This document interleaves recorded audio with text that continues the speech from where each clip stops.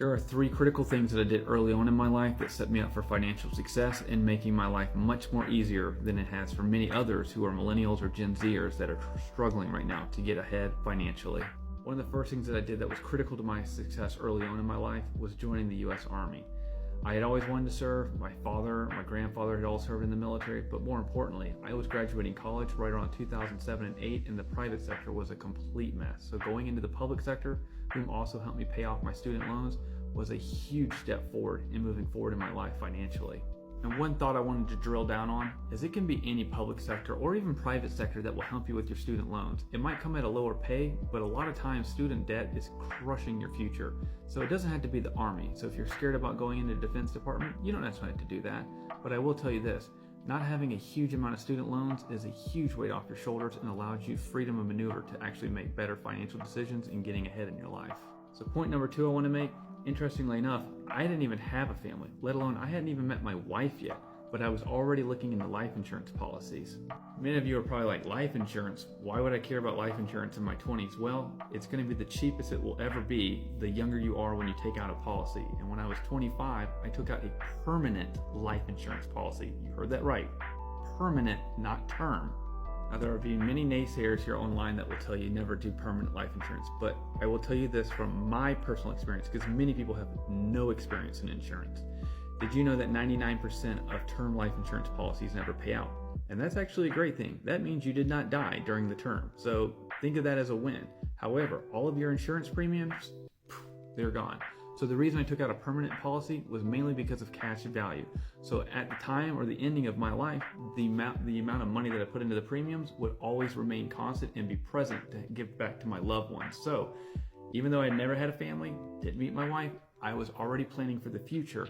And if I took out that policy today, I'm now 39. Boy, oh boy, it would be way more expensive than what I pay now. And the best part about it is part number 3. So part 3 is when I came out of the military. And if you know me at all from my channel, I am a real estate agent of over 12 years, and I absolutely love investing in real estate. And critical step number 3 is real estate. So as I was beginning to transition out of the military in 2012, do you remember those life insurance accounts I was telling you about?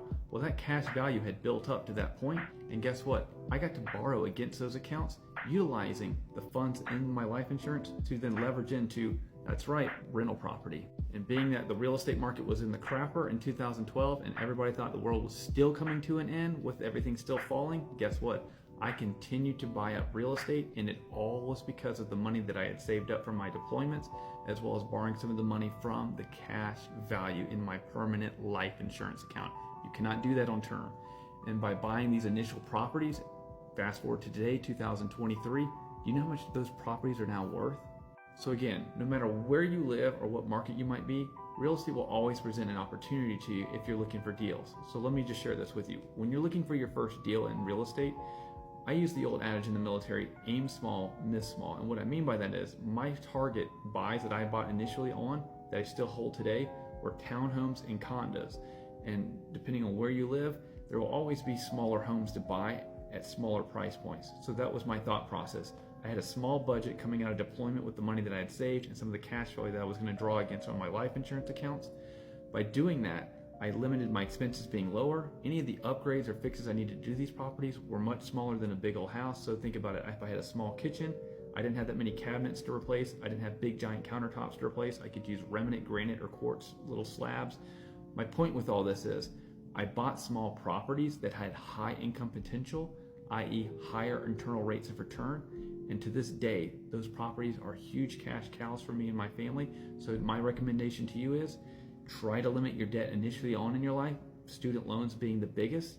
Try to maximize your insurance benefits at the cheapest that they will be early on in your life. As always, I prefer permanent life insurance as opposed to term, because you can borrow against that policy to then leverage into other investments on a tax-free basis.